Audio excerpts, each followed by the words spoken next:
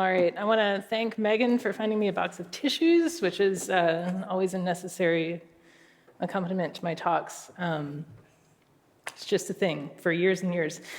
So like Mary said, Rebecca, I am really excited to be here at Lead Dev again. I had such a good time. I had heard such good things about the conference before I spoke in New York, and I was not disappointed. It continues to be one of the few conferences that I would spend my own money to go to, which is a pretty high compliment. So good job, you, for making the choice to do the same. And thank you, Lead Dev, for letting me be here today without having to buy a ticket. I appreciate that. So I'm not trying to accumulate followers, but I'll probably tweet or talk in the Slack afterwards with some links to some of the stuff that I talk about. In this, because some of it, I don't know, I think it's really interesting. You may not, and that's cool. No judgment. Like Mary said, I work at Indeed. I'm a senior engineering leader there. Actually, when I wrote my bio, everything in it was true, but I have since changed my role a little bit. But that's fine. I probably got an email saying I was supposed to update it from these wonderful folks, and I just didn't. But I am still in a group that focuses on increasing the operational efficiency of teams across a pretty large business, pretty large product and engineering development organization. And I could give a cool talk about that, but then I would have to get my slides reviewed, and it would be a whole thing, and I really just finished these this morning. So if you want to hear about what I do at Indeed, come find me. I'm happy to talk about it. That's not what this talk is about. What I do want to talk about is how 10 years ago or so, shortly after becoming unemployed, I thought, I know, I'll learn how to fly a plane. Seems like a good idea, and it was something I'd always been interested in. And so this is a picture from the south end of, believe it or not, that's a runway. Looks kind of like a parking lot at a festival. It's about the quality of it. So it's a grass and gravel runway. I was sitting in the pilot's seat, which is the other side of the plane. This picture was responsibly taken by a passenger, not me, and getting ready to fly an airplane for the first time. And like I said, this is the runway. That's the sky that I was trying to get into, and those are the trees that I was trying not to hit on my way into the sky. I want to pause really briefly just for a quick content warning. I am going to talk about, it is funny, but it's also, I wanted to be transparent about this. I am going to talk briefly and lightheartedly about death and also plane crashes. So I just wanted to let you know that, not be surprised. So as it turns out, after, 15, 20 hours of lessons, flying is actually pretty easy. The plane kind of takes off by itself if you don't interfere too much, and landing isn't that hard on a calm day. And it used to be that you had to have a slide rule and like a stopwatch to get from point A to point B, but now we have GPSs where you just push a button and you go. And like I said, on a calm, clear day, there's not that much to it, which was refreshing, kind of surprising, but cool. But it's still. I spent a total of about 60 hours in training before getting my license finally. It's a little plastic thing, it's really underwhelming. I spent about 60 hours actually getting my license because once you do get the hang of those basics, what you discover is this, that's the wrong button on the clicker. Also, that learning to fly is about learning to make good decisions when bad decisions can have some pretty big consequences. This is the death part. Didn't say that out loud, but and I don't know about you, but this skill of making good decisions under pressure when you can't pull over and gather your thoughts or phone a friend feels pretty relevant to my day job. Definitely been in some one-on-ones where I wish I could have been I'll be right back while I think about this for a second. So that's what I want to talk about today. Is 4 lessons from flying that feel surprisingly relevant to my world today, and hopefully to your world as well. Lesson 1 is one that we drill into you, not when you're first learning, because when you're first learning, you're learning about how to look outside and use your hands and your feet, which is super weird. Use your hands and your feet to make the airplane do what you want to do what you want it to do. Once you do get the hang of that, they start to, toward the end really, they start to put these funny glasses on you so that you can't actually see outside, and teach you a little bit about how to fly a plane, even when you can't see. And what it comes down to, there's actually about six key instruments on your panel, but you can do a pretty good job flying a plane with a lot of practice with just these three. And the reason that this is important is because when you can't see outside, maybe you accidentally wandered into some clouds, for example, or it's dark outside and there's not really good reference for where the horizon is.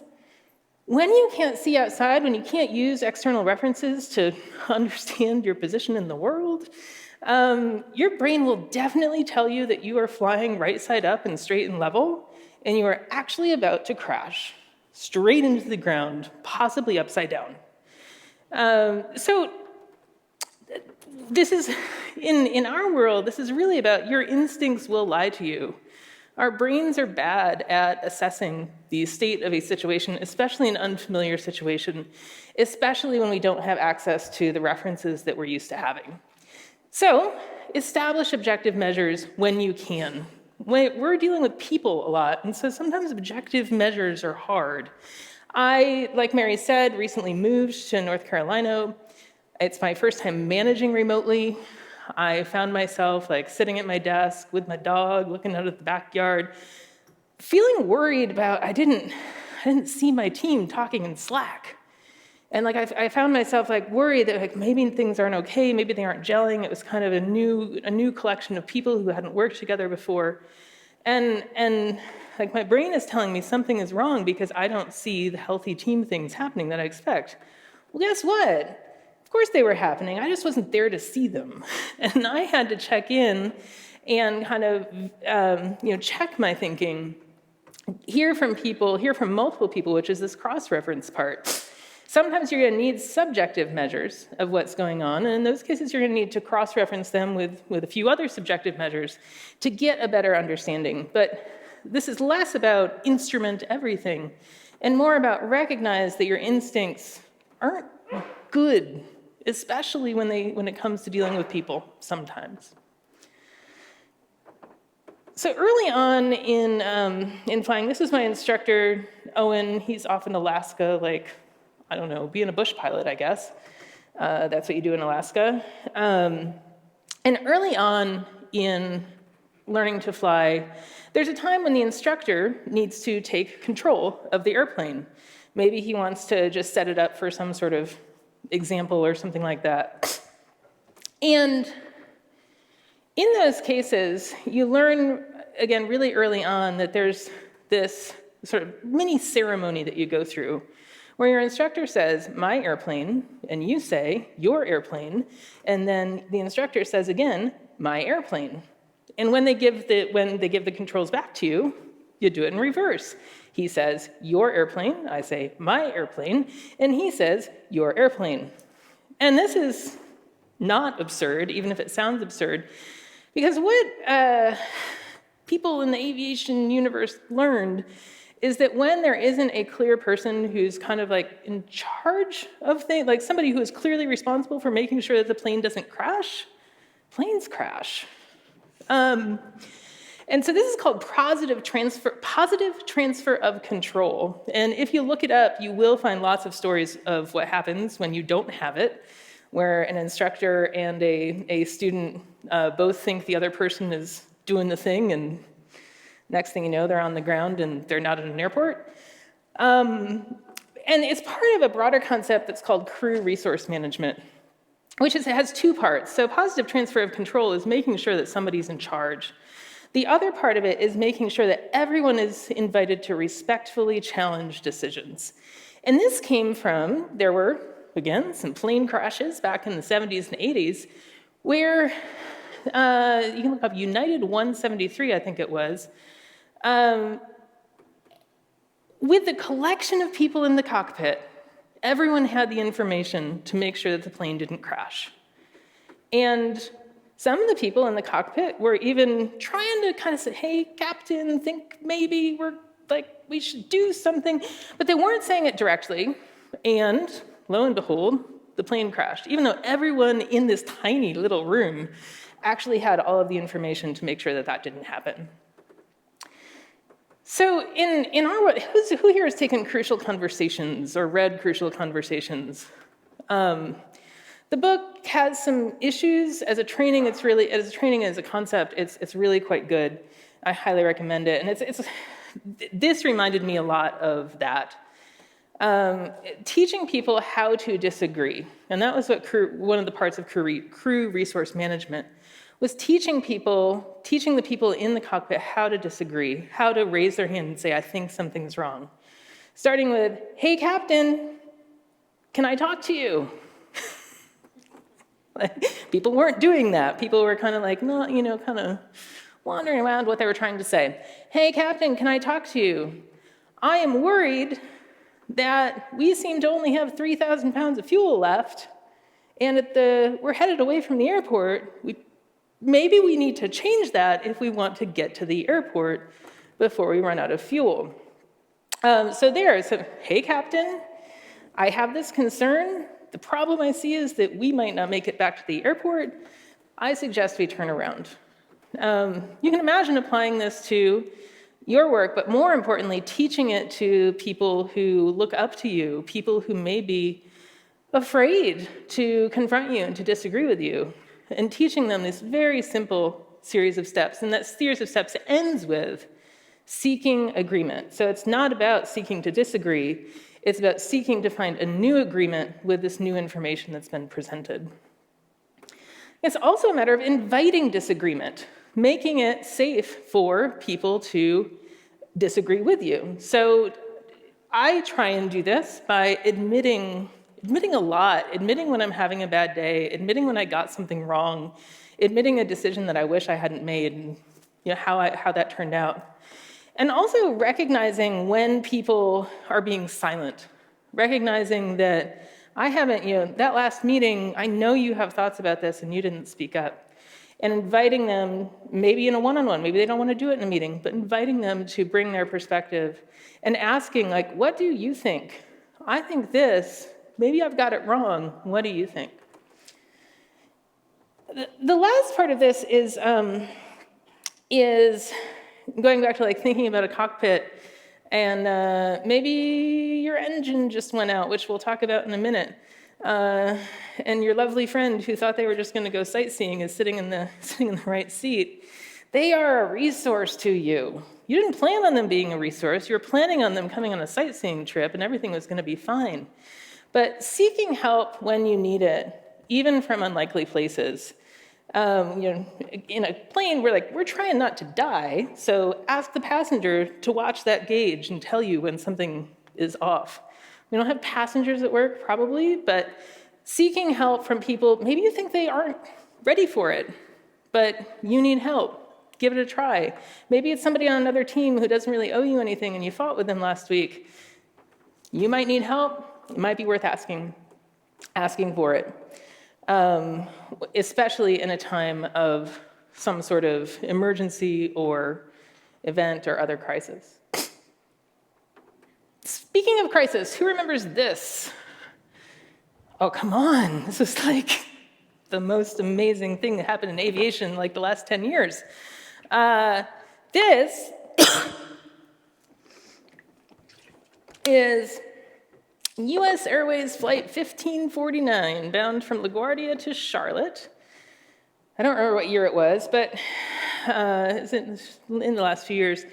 And it's U.S. Airways 1549, but when you listen to the recording of the air traffic control conversations, which I have done many times because I'm weird, my heart hurts for the air traffic controller. Because the air traffic controller definitely thinks that this plane has crashed. They're real sure of it. And you hear them they're still trying to direct other planes, but you can just hear all of the air all of the soul has gone out of this person because they think a plane's just crashed in Manhattan. maybe into a bridge, maybe into New Jersey, who knows. The thing was that the reason the air traffic controller didn't really know what was going on is because the pilot was too busy trying to figure out how to land an Airbus A320 in a river. And that was the most important thing that they needed to be doing right then, not telling air traffic control what their plans were. And so they were saying really helpful things like unable, unable, unable. And that was like all air traffic control was getting until finally the airplane said, I think we're going to be in the Hudson. And they never said a thing after that because they were trying to fly the airplane. And that is the lesson of aviate, navigate, communicate. When I would find myself in the cockpit kind of overwhelmed by the workload of talking to air traffic control and figuring out where I was and trying to keep the plane level because maybe it's bumpy, and all those things, my instructor would remind me, first fly the airplane. Nothing else matters if the airplane is about to crash. Do that first, then worry about where you are, and then worry about telling anyone about it. That is the order. And so in work, it kind of feels a little cheesy to say, know your priorities. It's not just know your priorities, it's know what it is that you're trying to get done and recognize when there are distractions that are preventing you or maybe putting that objective at risk. We had a conversation at work the other day where we were kind of wrestling with a difficult people problem, a people challenge, let's call it. It's a better word. We were wrestling with a difficult people challenge, and me and a couple of the managers on my team were just kind of going around and around and around and trying to be all principled about it, but also empathetic, and trying to weigh people problems. You're just going around and around and around about it. And I loved when finally one of the managers on the team was like, we just need to stop talking and focus on what we're really trying to do here. Focus on what we're trying to ship and make the decision that we think is gonna make that happen the best. It's not the plan that we had to begin with. That's cool. But all of this talking and all of this we've met about this 3 times this week, it's a distraction, and we've come up with a solution. Why are we still talking about it? And really thinking about what is the risk if we lose focus on what matters. For the pilot of that airplane, the risk was not good for him and the 2 flight attendants and 155 people on the plane. That pilot stayed focused on what really mattered, cleared everything else, and landed an airliner in a river. I don't know. I think that's cool. Just me. Lesson number 4 is engine out. So within a few months of getting my license, I was taking off from an airport near where I had trained, and I went through all the steps, and I'd lifted off the runway. It looked a lot like the picture at the beginning of the presentation, except the runway was actually paved. Otherwise, trees. There's always trees. Otherwise, there are trees at the end, and trees over there, and trees everywhere. And I don't know how high I was because I was focused on flying the airplane. When my engine started to kind of like that kind of noise, it was not awesome. And I freaked out a little bit, but I also didn't freak out because we had practiced this over and over and over and over and over again. What I would do if that happened.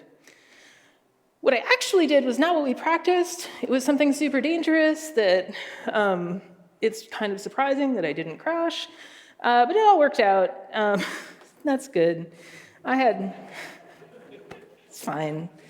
My instructor flew down to the airport in another plane and made me fly back, get back on the horse or whatever. And here I am. It's fine.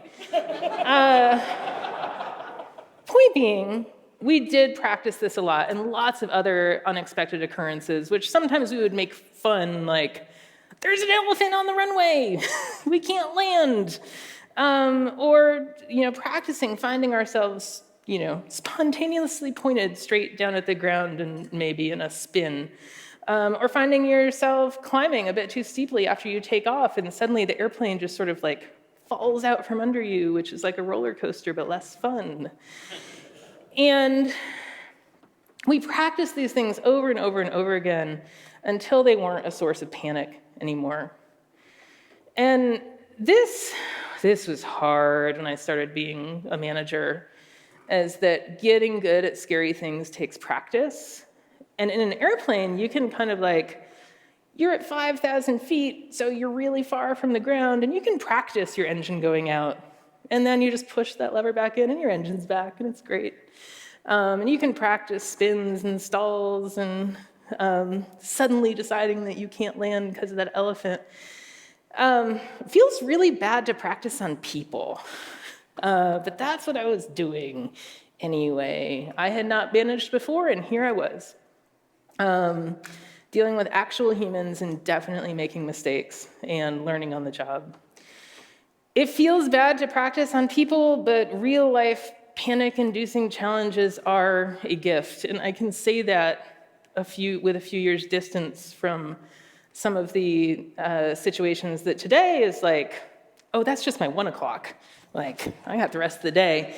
But at the time, we're just all-consuming, and I felt so bad at my job. So those situations, as terrible as they are in the moment, they are a gift, and grant yourself the grace to take advantage of them and to screw up and to learn and reflect and do better the next time. And maybe it's going to take 5 times before you're okay at it. But we're all humans, we're all learning. I had far higher expectations of myself than anyone had of me as far as my ability to handle those situations when I was first starting. And I was holding myself to just a far higher standard than anyone else was. Take advantage of those and learn from them.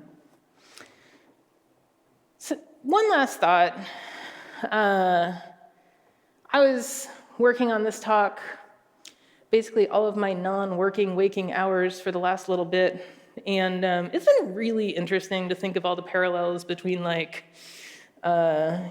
certain death and engineering management. And I know that I can definitely get caught up in thinking that the decisions that I make every day are super high stakes and they're so important that if I do get them wrong, there's going to be enormous consequences. But in reality, at least in my job, almost no matter how big a mistake I make at work, I probably get to go home at the end of the day, sleep in my bed and see my kid and make dinner. And I can be reasonably sure I even get to come back the next day, if I, probably. So maybe the real lesson here is that after all of my great analogies, maybe we all need to take this a little bit less seriously than we sometimes do. And we're not, except for those of you who are, and good on you, we're not dealing with life and death situations. We're dealing with code. We are dealing with people, and they're important, and I don't want to diminish that. But we do all get to go home at the end of the day, mostly. So that's my talk. I help people get jobs, and indeed, I'd love to talk to you about that if you're interested. Really appreciate you listening, and thank you for being here, and thanks to Lead Dev.